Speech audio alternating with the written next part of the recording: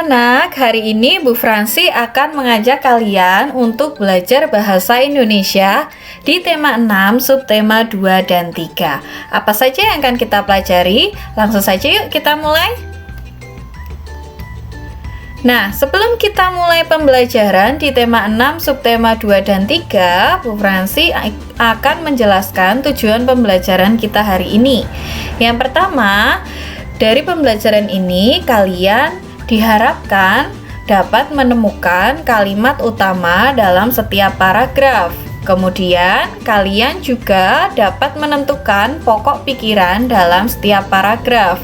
Lalu, setelah pembelajaran ini, kalian juga diharapkan dapat membuat kesimpulan dari sebuah teks media cetak. Kemudian, kalian juga diharapkan dapat meringkas teks eksplanasi serta membuat peta pikiran dari sebuah teks eksplanasi. Oke, di tema 6, subtema 2 dan 3 ini, yang pertama nanti kita akan belajar menemukan pokok pikiran untuk menjelaskan isi teks media cetak. Kemudian yang kedua, kita nanti akan belajar membuat kesimpulan dari teks media cetak. Lalu yang ketiga, kita akan belajar bagaimana cara meringkas teks eksplanasi yang benar. Lalu yang terakhir nanti kita akan belajar membuat peta pikiran dalam teks eksplanasi. Langsung saja kita bahas materi yang pertama adalah pokok pikiran untuk menjelaskan isi teks media cetak. Untuk menjelaskan isi teks media cetak, kita dapat menentukan kalimat utama dan pokok pikiran dalam teks media cetak terlebih dahulu. Cara menentukan pokok pikiran teks media cetak ini sama seperti yang sudah kita pelajari di semester 1. Jadi tidak berbeda ya. Jadi kalian harus menemukan kalimat utamanya terlebih dahulu.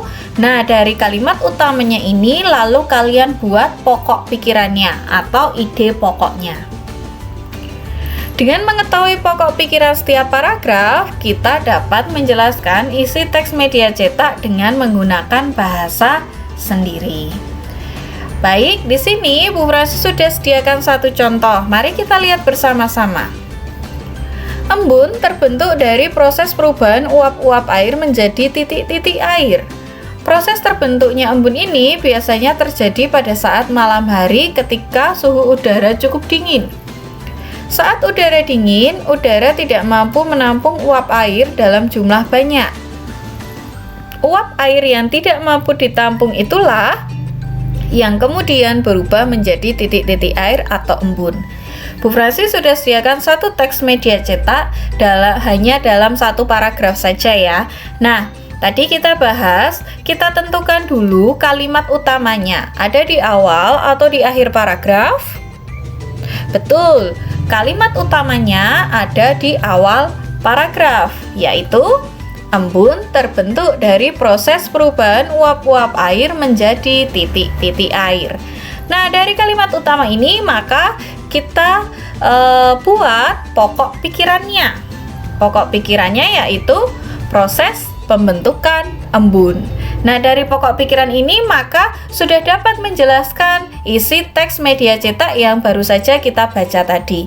Oh, berarti isi teks media cetaknya tadi adalah tentang proses pembentukan embun.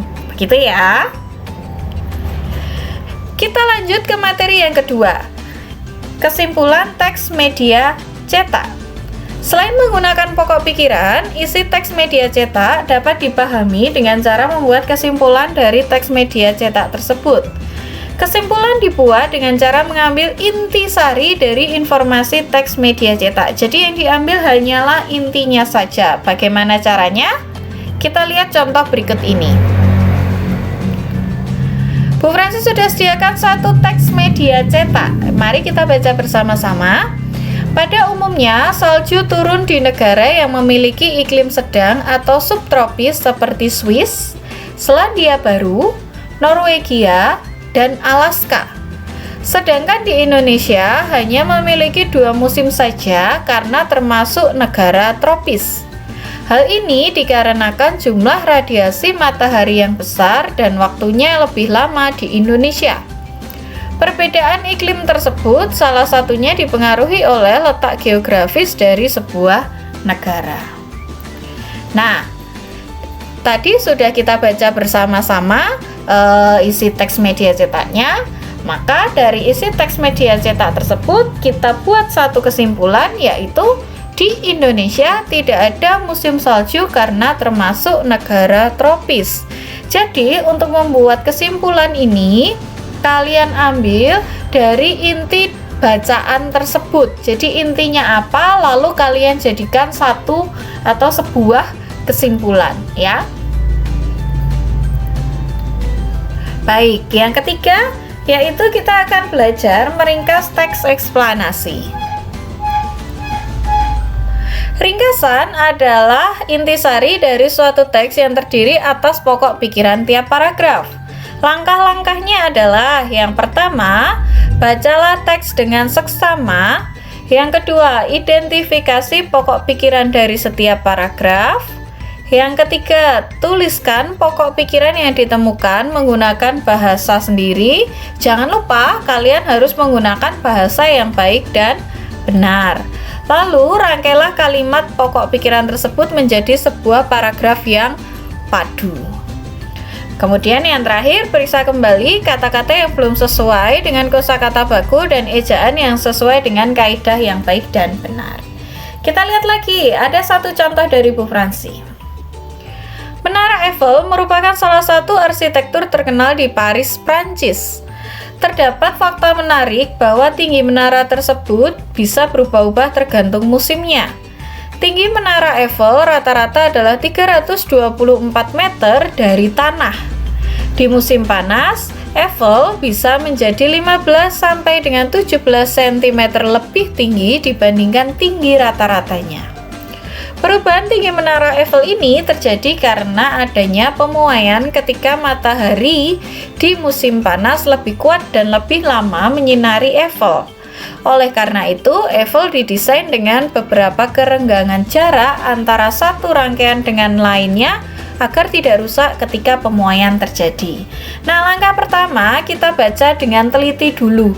Ada berapa paragraf dalam bacaan ini? Betul, ada 2 paragraf. Nah, setelah kita amati ada 2 paragraf, masing-masing paragraf kita cari pokok pikirannya.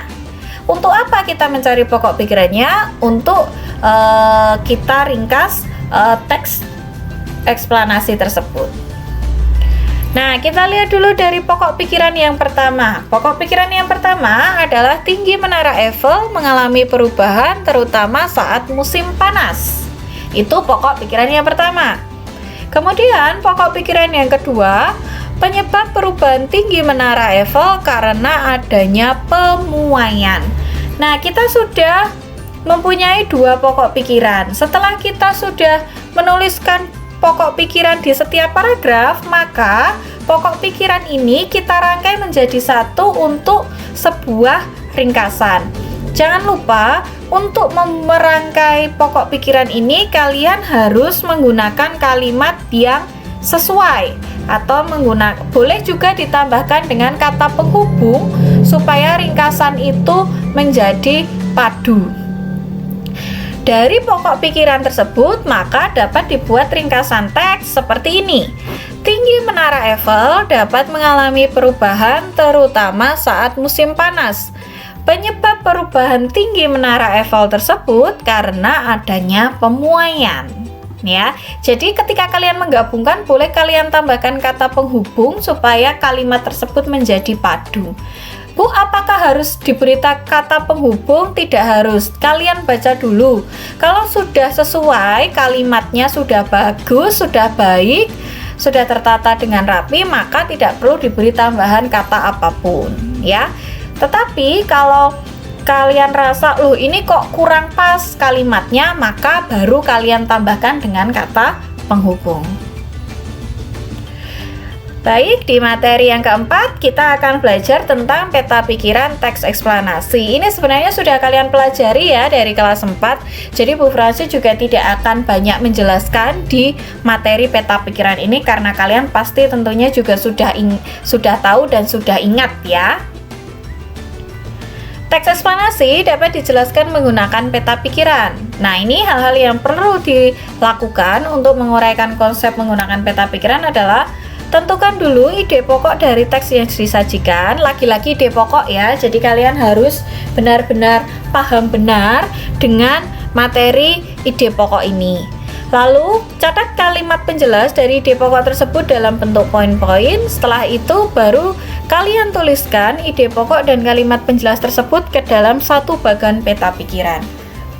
Jadi, biasanya yang dibuat dalam peta pikiran ini adalah ide-ide pokoknya, kemudian kalian masukkan ke dalam bagan-bagan peta pikiran tersebut. Baik, itu tadi materi yang bisa Bu Fransi sampaikan untuk pembelajaran Bahasa Indonesia tema 6, subtema 2 dan 3. Terima kasih untuk tetap semangat belajar dari rumah ya. Jangan lupa untuk terus belajar dan tetap berdoa. Selalu semangat ya anak-anak. Terima kasih.